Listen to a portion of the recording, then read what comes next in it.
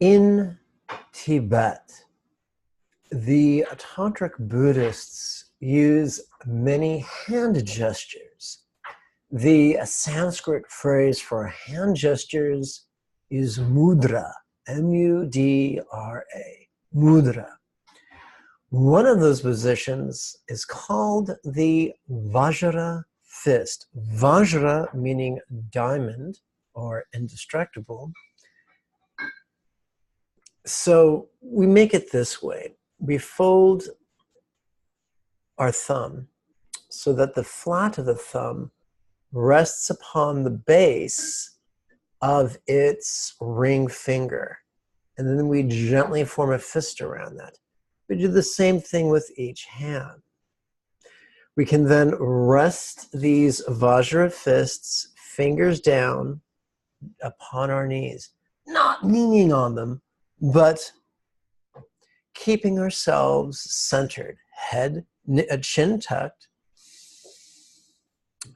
so that it's our bones or vertebrae that support our weight. Now that we know how to make a Vajra fist, what is its purpose? My name is Lama Jigme Gyatso. This is the Buddha Joy Meditation School. Before we continue, do take a moment to find the red subscribe button and give that a click, after which find the icon in the shape of a bell. Click that as well, so you will not miss out on the next video.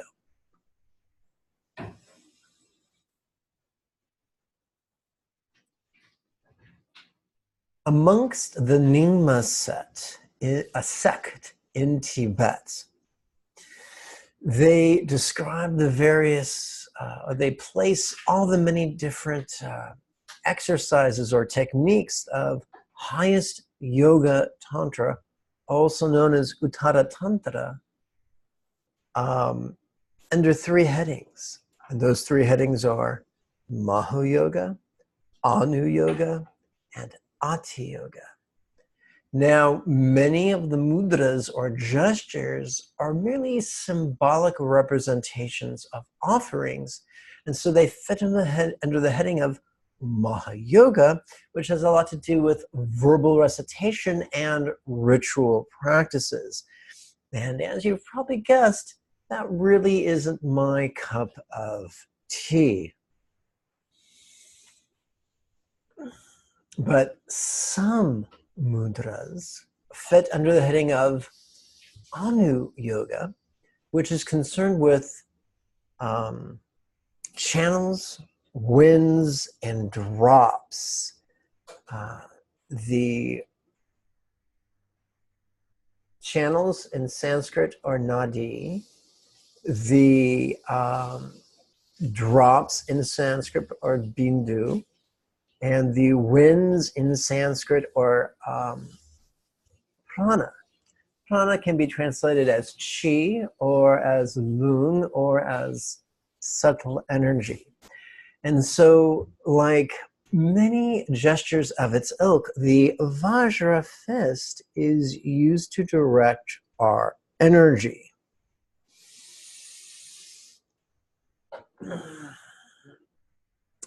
It is taught by some that the ring finger of each hand is related to each body's earth element.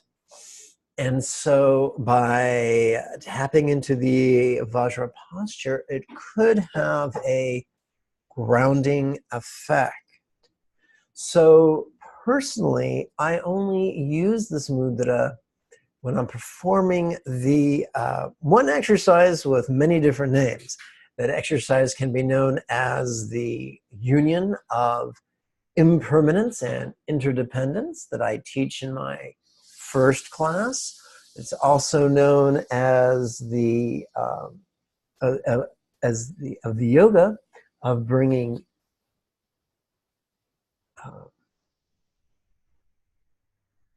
the dissolution of death into the Dharmakaya. It's the same basic exercise wherein on the first exercise. In the in-breath, we silently recite, all worlds melt. And on the out-breath, we silently and mentally recite, into earth. The in-breath, we're exploring impermanence. The out-breath, we're exploring interdependence. Followed by, earth now melts into here. Followed by, here now melts into form. Followed by, form now melts into speech. Now, speech is short for communication. Communication can be verbal or non-verbal. It can be our ways of communicating with others, but most often it's our way of communicating with ourselves. It has a lot to do with our own inner narrative, our inner dialogue, wherein we discuss what we perceive, what we feel, what we intend, what we calculate, what we recall, what we fantasize, what we fear, what we dread. All of that, from my point of view, fits under the heading of speech. Now, there are some people who would say you should visualize a mantra forming a circle around your heart. Don't do that. It's better when we dissolve our body into our speech, to consider our speech to be our narrative, verbal or nonverbal, to ourselves or to others. That's followed by the exercise, speech now melts into mind. And mind, in this context, is merely that which perceives. It's very passive and very subtle, and some Tibetans use the phrase rigpa to describe it. Next exercise, mind now melts into void. And although void could be represented or symbolized by a vast empty expanse, not unlike the construct in the movie The Matrix, its real power is in our understanding that the void is merely a word to express that which is as non-graspable as a vast empty expanse. So in other words, in this exercise, we're melting mind into a representation of non-graspability. The next two exercises, we explore that a bit further. Infinite openness. This exercise is a series of 8 mental recitations, take less than 60 seconds, or are a powerful way to start a meditation practice. What are some of your favorite ways to start your meditation practice? Do let me know in the comment area below.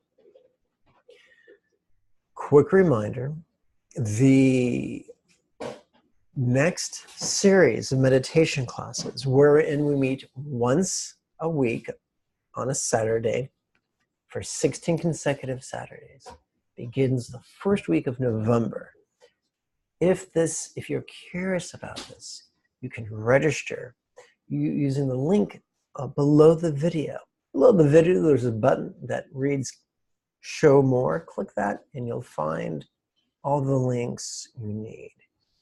May you and yours be healthy and happy.